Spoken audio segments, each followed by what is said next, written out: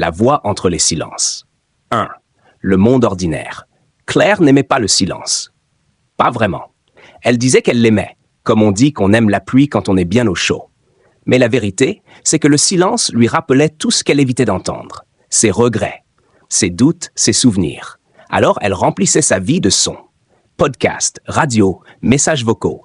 Toujours une voix, quelque part. Claire vivait seule à Lyon, traductrice indépendante, entourée de livres qu'elle ne finissait jamais et de tasses de café à moitié pleines. Sa vie était stable, prévisible, sans surprise, jusqu'au jour où elle reçut un message vocal d'un inconnu. Code 2. L'appel de l'aventure. Le message était arrivé par erreur. Un simple fichier audio, sans texte, sans contexte. Elle hésita avant de l'ouvrir. Puis elle appuya sur lecture. Et la voix commença. Grave, douce, un peu rauque, comme quelqu'un qui avait vécu plus que ce qu'il disait.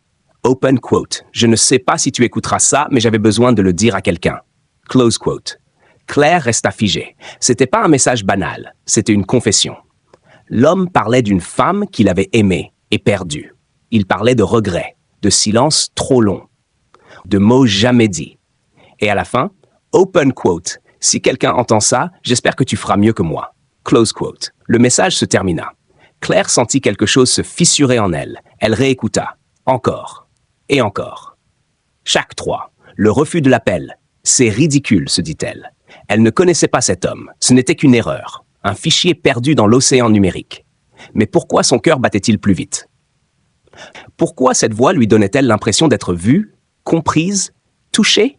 Elle tenta d'ignorer, supprimer le message, passer à autre chose. Mais elle n'y parvint pas. La voix revenait dans son esprit comme une mélodie obsédante. 4. La rencontre avec le mentor.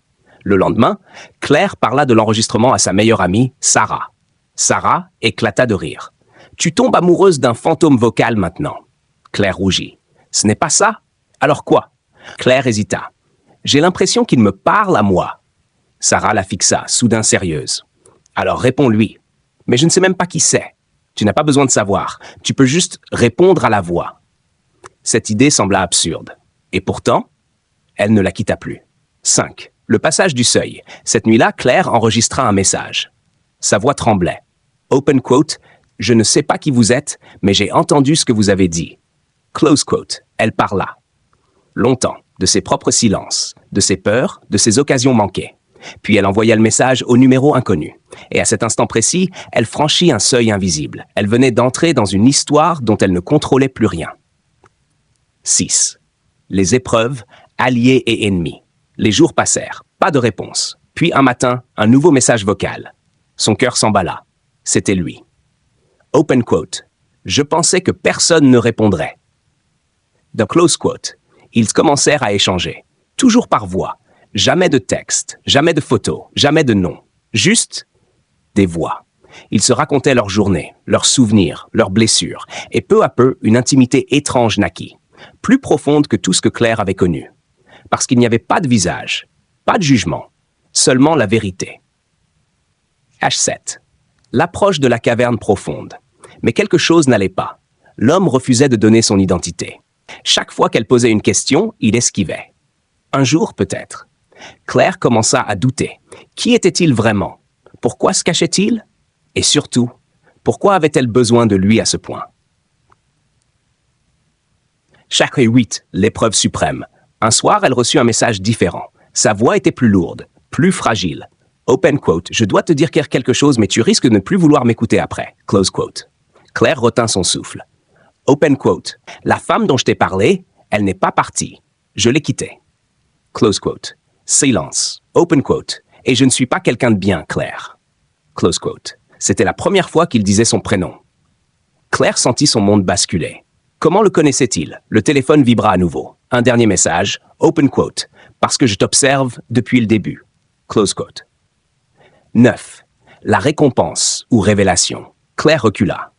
La peur s'insinua. Tout était faux, ou tout était réel, mais autrement. Elle réécouta leurs échanges. Un détail lui sauta aux yeux. Il connaissait trop de choses, des habitudes, des lieux, des souvenirs, puis une évidence terrifiante.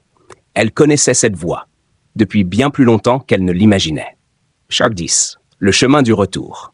Claire fouilla dans ses anciens messages, ses anciens souvenirs, et elle retrouva un ancien contact, Julien, son ex.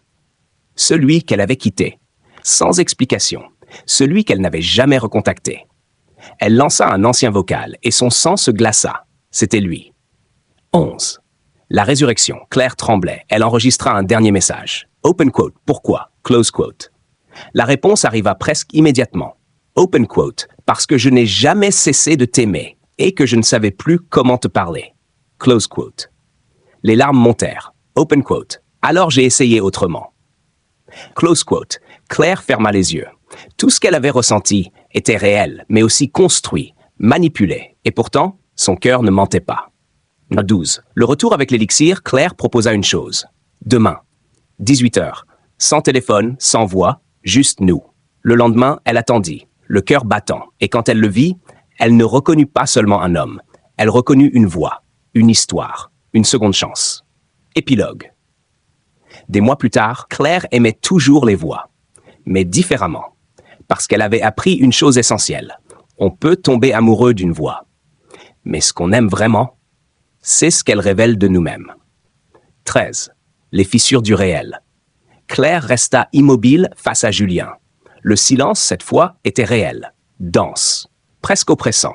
Aucune voix pour combler le vide. Seulement leur regard. « Tu aurais dû me le dire », murmura-t-elle enfin. Julien baissa les yeux. « Je savais que tu ne m'aurais pas répondu. » Elle secoua la tête. « Alors tu m'as piégé. »« Non, dit-il doucement.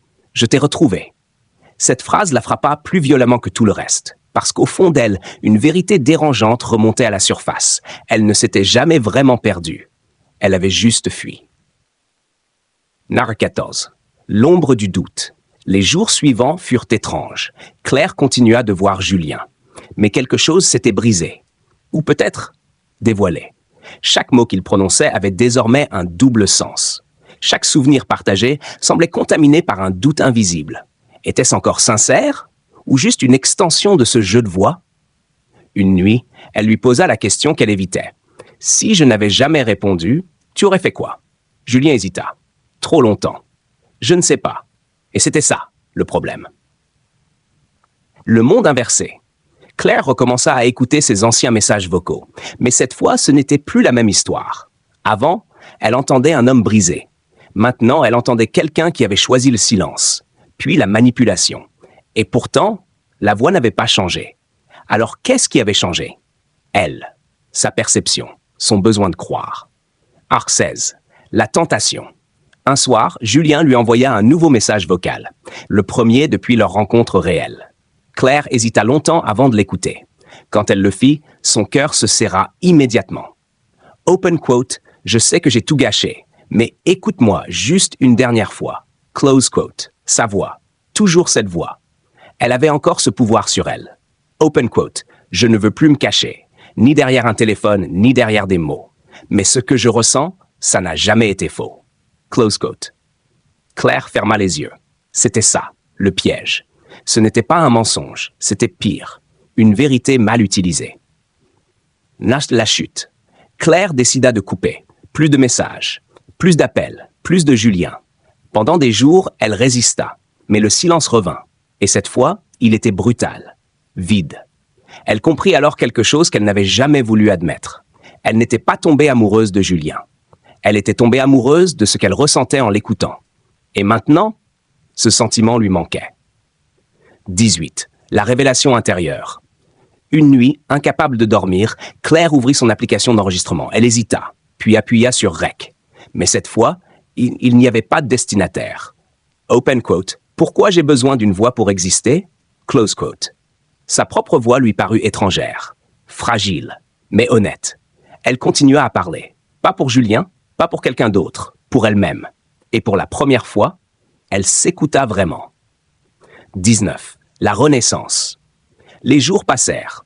Claire continua à s'enregistrer, à parler, à se raconter, à comprendre. Peu à peu, elle n'eut plus besoin de remplir le silence. Parce que le silence n'était plus un ennemi. C'était un espace où elle existait sans filtre, sans attente, sans illusion. 20. Le nouveau monde. Un matin, elle reçut un dernier message de Julien. Elle ne l'écouta pas tout de suite. Elle sortit. marcha dans la ville, respira, vécut. Puis, assise sur un banc, elle mit ses écouteurs et appuya sur lecture. Sa voix résonna encore une fois. Mais cette fois, elle ne trembla pas. Elle ne se perdit pas. Elle écouta, simplement. Puis elle sourit et éteignit le téléphone, parce qu'elle avait enfin compris. La voix qui comptait vraiment, ce n'était pas la sienne, ni celle de Julien. C'était celle qu'elle choisissait d'écouter. Épilogue étendu. Des mois plus tard, Claire lança un podcast. Un concept simple. Des inconnus qui laissent des messages vocaux, des histoires, des vérités, des fragments de vie. Mais avec une règle essentielle, toujours savoir à qui l'on parle et ne jamais oublier de s'écouter soi-même.